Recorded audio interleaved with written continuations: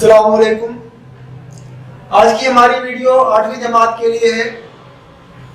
आपकी किताब अपनी ज़बान सफ़ा नंबर 91 पर सबक नंबर 14 है हज़रत महल। हज़रत महल इनका असल नाम जो था वो मोहम्मदी बेगम था और ये उत्तर प्रदेश की राजधानी लखनऊ में हज़रत महल पार्क इन्हीं की यादगार में कायम किया गया है, जो जिसको पहले विक्टोरिया पार्क कहा जाता था।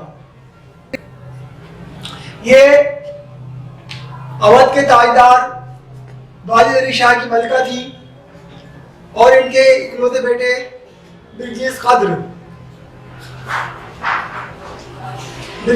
इनके इकलौते बेटे थे।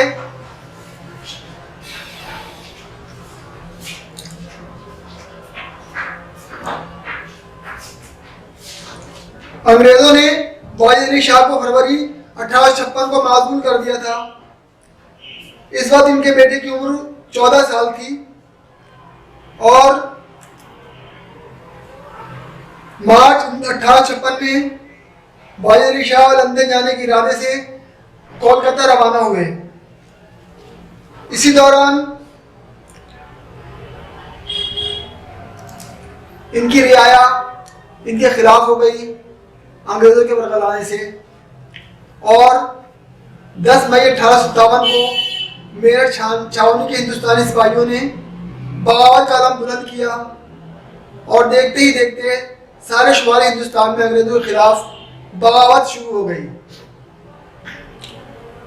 दिल्ली के बहादुर शाह जो आखिरी मुगल बादशाह थे, उन्हीं की क़यादत में ये पहली जंग आज़ादी अंग्रेजों के खिलाफ लड़ी गई,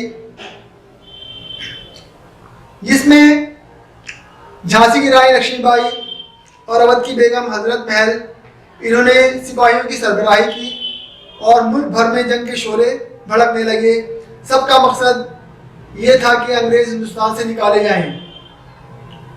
इसीलिए इस तहरीक को बगावत या गद्र ये कहना सही नहीं है, हालांकि अंग्रेजों ने इसको बगावत या गद्र ही कहा था, लेकिन ये हिंदुस्तान की आज़ादी की पहली जंग थी जो मुनज़्ज़म तरीके से लड़ी गई अंग्रेजों के खिलाफ।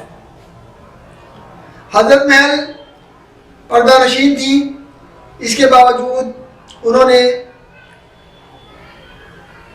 अपनी फौज को बहुत ज़्यादा उनकी हौसला अफजाई की अपनी फौज की। 5 जुलाई 1857 को बिरजीज़ कद्र की तख्तनशीनी की गई और हजरत महल राजमाता और जनाब आलिया कही जाने लगी। 31 जुलाई 1857 को पहला हमला मौलवी अहमद शाह की कमान में बेलिगारत पर हुआ। हमले के रोज रात भर नींद नहीं आई हजरत महल को। हजरत महल की बहादुरी और जोश का यह आलम था कि बावजूद पर्दे में रहने के कभी हाथी और कभी घोड़े पर निकलती और लड़ने वालों की हिम्मत अफजाई करती। आलमबार का मार्का जो था वो बहुत सख्त मार्का था, जिसमें राजा मान सिंह ने बहुत ज़्यादा बहादुरी के जौहर दिखाए। उनकी इसी गैर मामूली शुजाअत के इतराफ़ में हजरत महल ने उन्हें खिलत के अलावा फर्जंद खास का खिताब और मलबूस खास से अपना दुपट्टा इनाम में दिया और वादा किया कि फतेह याबी पर इससे कहीं कुछ बढ़कर दिया जाएगा। लेकिन वो ये कि मेरठ, दिल्ली, कानपुर, इलाहाबाद, ग्वालियर, झांसी, कालपी और आगरा ये तहरीक आज़ादी के बड़े मराकिज़ थे, ये अंग्रेज़ों के कब्जे में चले गए। बस आखिरी फैसला जो था वो लखनऊ में होना था, जहाँ 70-80 हज़ार आदमी बहादुरी और इस्तक़लाल के साथ डटे हुए थे अंग्रेज़ों के मुकाबले में। उन्हें कौमी इज्जत के एहसास ने हज़रत महल नायब सल्तनत के अलम यानी झंडे के नीचे शहर में जमा किया था। ऐसे सरफरोश मुजाहिदों के मुकाबिल अंग्रेज़ों ने जिस फौज को जमा किया, तादाद और एहतमाम में ऐसा लश्कर जर्रार यानी ऐसी बड़ी फौज कभी एक महाज पर यकजा ना किया गया था।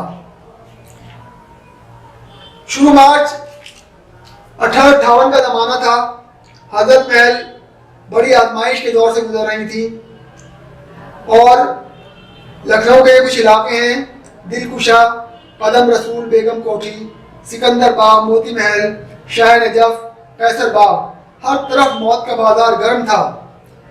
और हजरत महल किसी तरह भी चौलखी छोड़ने का नाम न लेती थी। सबके हमले का रुख जो था वो चौलखी की जानिब था। उनके सलाहकार जो थे उन्होंने उन्हें समझाने की कोशिश भी की, लेकिन हजरत महल के इस्तक़लाल में कोई फर्क नहीं आया। इसी के साथ साथ मुखबरी का सिलसिला भी शुरू हो चुका था और जदीद तरीन असला से लैस अंग्रेजी फौजें शहीदों और जख्मियों को रोनती अपना परचम लहराती चली आ रही थी। जनरल ओटन इन्होंने पहली पेशकश की कि शुजाउद्दौला के ज़माने का अवध वापस किया जाएगा और शर्त ये लगा दी कि जंग मौकूफ की जाए। जनाबी आलिया यानी हजरत महल ने ओटन की पेशकश को जवाब के काबिल भी न समझा। इसके बाद ओटन का दूसरा सुलहनामा, जिसमें बाजी अली शाह की सल्तनत वापस करने का वादा था, बशर्त ये कि जंग से बाज आए। हजरत महल को उस वक्त मिला जब वो अपनी मुंतशर यानी बिखरी हुई फौजों को लखनऊ में रोक लेने के लिए था कि और किसी मुकाम का रुख ना करें, उनको वहीं घर बैठे 25,000 रुपये माहवार वजीफा दी मिलेगा हजरत महल को। हजरत महल ने उसकी भी परवाह ना की।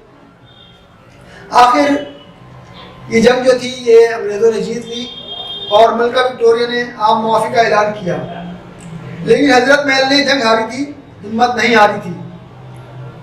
उन्होंने अपने जवाबी फरमान में मलका विक्टोरिया की पेशकश को भी ठुकरा दिया और गुलामी कबूल करने के बजाय बराबर लड़ते रहने और बेवतनी की जिंदगी बसर करने को तरजीह दी। अपना वतन छोड़कर नेपाल की दुश्वार घाटियों में चली गई हजरत महल। नवंबर 1859 तक हजरत महल अवध की शुमाली सरहद से अंग्रेजी छावनियों पर छापामार दस्तों का इंतजाम करती रहीं, लेकिन आखिरकार इस तहरीक ने भी दम तोड़ दिया तो दोनों माँ बेटे यानी ब्रिजेश कदर और हजरत महल अपने बचे खुशे फदाइयों के साथ नेपाल चले गए। एक मुद्दत तक अंग्रेजों ने उन्हें वापस बुलाने की कोशिश की, लेकिन वो वापस नहीं आई। वादा भी किया कि वजीफे के अलावा एहतराम शाहाना भी किया जाएगा, लेकिन हजरत महल जब तक जिंदा रही ना खुद आई और ना ब्रिजेश कदरी वापस आए। काठमांडू की हिंदुस्तानी मस्जिद ये इस परदेसी मलका की यादगार है और इनकी आखिरी आरामगाह। इस तरह से ये मिर्जा कौकब कद्र का लिखा हुआ मजमून हजरत महल आपके सामने भी पेश किया गया मुख्तसर अंदाज में। अब आपका ये काम है कि आप अपनी सवाल जवाब की कॉपी निकालिए और उसमें अल्फाज मानी लिखिए इसके, ताकि अल्फाज मानी आपको याद भी रहे। इसके बाद इसके सवाल जवाब क्या कराए जाएंगे और उसके बाद फिर ग्रामर का काम ग्रामर की कॉपियों में। साथ साथ आप इंडेक्स भी बनाइएगा अपनी कॉपियों में और काम बहुत साफ सुथरा बहुत ध्यान से काम कीजिए। अल्फाज मानी अपनी सवाल जवाब की कॉपी में लिखने के बाद इस सबक से मुताल्लिक़ चंद सवाल जो मैंने सफ़ा नंबर के साथ यहाँ लिख दिए हैं, इन सफ़ों पर इन सवालों के आपको जवाब मिलेंगे। तो सफ़ा नंबर 91 पर पहले सवाल का जवाब आपको मिल जाएगा। सवाल है हजरत महल पाक को पहले क्या कहा जाता था। इस सबक का पहला ही सफ़ा है। इसके बाद सवाल नंबर 2, हजरत महल का असल नाम क्या था। दो लाइनें छोड़कर आप जवाब सवाल लिखिए, जवाब के बाद 2 लाइनें छोड़ दी, उसके बाद अगला सवाल लिखिए। सवाल नंबर 3, हजरत महल कौन थी, यानी हजरत महल को किस उन्वान से जाना जाता है, हजरत महल का तारुफ क्या था, कौन थी हजरत महल। सवाल नंबर 4, हजरत महल के बेटे का नाम क्या था। अगला सफा है सफा नंबर 92 और उसके अगला सफा है सफा नंबर 93। इन 2 सफों से ये 3 सवाल हैं। सवाल नंबर 5, हिंदुस्तान की पहली जंग की आज़ादी कब और कहां से शुरू हुई। ये इस सफ़े पर सबसे ऊपर राय में ही आपको इसका जवाब मिल जाएगा। इसके बाद सवाल नंबर 6, बिल्किस कदर की तख्तनशीनी के बाद हजरत महल को क्या कहा जाने लगा। इस सवाल का जवाब भी आपको सफ़ा नंबर 92 पर ही मिल जाएगा। अगले सफ़े पर यानी सफ़ा नंबर 93 पर आपको सवाल नंबर 7 का जवाब मिलेगा। और सवाल नंबर 7 है, आज़ादी की तहरीक के बड़े मराकिज़ कौन कौन से थे? तो कौन कौन से बड़े मराकिज़ थे जो आज़ादी की तहरीक के थे? इसके बाद अगला सफ़ा है सफ़ा नंबर 94। उस सफ़े पर से आपको इन 3 सवालों के जवाब मिलेंगे। जो सवाल नंबर 8 है वो है, जनरल ऑर्डर की पहली पेशकश क्या थी जो उन्होंने हजरत महल को की थी? क्या पेशकश की थी, क्या ऑफर किया था हजरत महल को जंग से बाद आने के लिए? इसके बाद सवाल नंबर 9, मलका विक्टोरिया की पेशकश के मुकाबले में यानी पेशकश के बजाय हजरत महल ने किस बात को तरजीह दी? जो मलका विक्टोरिया थी उन्होंने जंग जीतने के बाद जो पेशकश की थी, जो ऑफर किया था हजरत महल को, उन्होंने उस ऑफर को भी नहीं माना और किस चीज़ को तरजीह दिया? हजरत महल ने किस चीज़ को तरजीह दी? सवाल नंबर 10, हजरत महल ने अपनी बाकी जिंदगी कहाँ गुजारी? जब अंग्रेजों का कब्जा हो गया हिंदुस्तान पर तो हजरत महल कहाँ चली गई? अपनी बाकी जिंदगी उन्होंने कहाँ गुजारी? इस सवाल नंबर 10 इसका जवाब भी आपको सफा नंबर 94 पर ही मिल जाएगा, जो आखिरी सफा इस सबक का। सवाल जवाब के बाद अपनी ग्रामर की कॉपी निकाल लीजिए। आपको ग्रामर का काम करना है, इंडेक्स जरूर लिखिए और काम बहुत साफ सुथरा अच्छा काम कीजिए, साफ सुथरा। अपनी ग्रामर की कॉपियों में सबसे पहले सही जुमलों पर सही और गलत पर गलत का निशान लगाइए। ये किताब में आपको 8 जुमले दिए हुए हैं। इनमें आपको देखना है कि कौन सा जुमला सबक के एतबार से सही है और कौन सा जुमला गलत है। जुमले को ध्यान से पढ़िए और देखिए, अगर ये जुमला सही है तो उसके सामने ब्रैकेट में सही का निशान लगा दिए, और अगर जुमला गलत लग रहा है आपको तो आप ब्रैकेट में गलत का निशान लगाइए। दूसरे नंबर पर है लफ्जों का जुमले में इस्तेमाल। छोटे छोटे जुमले बनाइए, खूबसूरत मेयारी जुमले, जिससे आपके मेयार का पता चले और उसमें कुछ पैगाम हो, कोई नसीहत हो, कोई अच्छी बात कही गई हो, ऐसा जुमला बनाइए इन अल्फाज को इस्तेमाल करते हुए।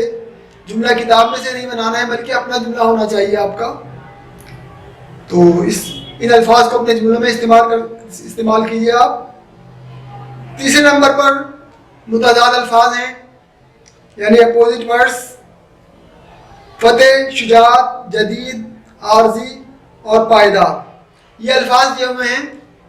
इन अल्फाज को आपको अपने मुतदाद अल्फाज बनाने यानी अपोजिट वर्ड्स बनाने हैं, विलोम शब्द बनाने हैं। अल्फाज थोड़े से मुश्किल है इसलिए मैं आपको बता देता हूँ। फतेह का मुतदाद होगा शिकस्त। शुजाअत का यानी बहादुरी, इसका मुतदाद होगा बुज़दिली। जदीद कहते हैं नए को और इसका मुतदाद बनता है कदीम। आर्जी इसका मुतदाद होगा मुस्तकिल। पायदार का मुतदाद ना लगाकर नापायदार बन जाएगा। बहुत आसान है ये। इसके बाद नंबर 4 पर वाहिद से जमा बनाने के लिए कुछ अल्फाज दिए हुए हैं। खातून, अकीदा, तहरीक, मार्का, खिताब, मरकज और मुजाहिद, इनकी आपको जमा बनानी है। खातून की जमा होगी खवातीन, अकीदे की जमा होगी अकायद, तहरीक की जमा होगी तहरीकें, मार्का इसकी जमा होगी मार्के। काफ के साथ में बड़ी है लगा देंगे, छोटी है हटाकर। खिताब की जमा होगी खिताबात। खिताब का जो बे है इसमें अलिफ को मिलाकर आगे ते लिख दीजिए तो ये खिताबात बन जाएगा, इसकी जमा। मराकिज़ की जमा बनानी बहुत आसान है। मराकिज़ इसकी जमा है मरकज़ की जमा है मराकिज़। मराकिज़ में बीच में सिर्फ एक अलिफ का इजाफा करना है आपको, मरकज़ का मराकिज़ बन जाएगा, इसकी जमा हो जाएगी। मुजाहिद इसकी जमा होगी मुजाहिदीन। आगे ये और नून को मिला दीजिए, इजाफा कर दिया ये और नून का, मुजाहिदीन बन जाएगा। सबक में भी ये लफ्ज़ आया है, वहाँ से देखकर आप देख सकते हैं। इसके बाद अगले सफ़े पर देखिए, सफ़ा नंबर 98 पर यहाँ आपको मुरक्कब अल्फाज बनाने के लिए दिए गए हैं। मुरक्कब लफ्ज़ वो लफ्ज़ कहलाता है जो दो या दो से ज़्यादा अल्फाज को मिलाकर बनाते हैं। यहाँ मिसाल के तौर पर लफ्ज़ दिया गया है आरामगाह, तो आरामगाह की तर्ज पर गाह लगाकर 5 नए मुरक्कब अल्फाज बनाइए आप। ये काम आपको ग्रामर की कॉपी में करना है और इंडेक्स लिखिए। बहुत ध्यान से साफ सुथरा काम कीजिए, मुश्किल नहीं है, बहुत आसान है। काम अपना ध्यान से करते रहिए और जब आपको कॉपियाँ चेक कराने के लिए मंगाई जाएं ग्रुप पर मैसेज भेजकर, तो अपनी कॉपी जमा कराने के लिए स्कूल में लाकर दे दीजिए, आपकी कॉपी चेक हो जाएगी। शुक्रिया।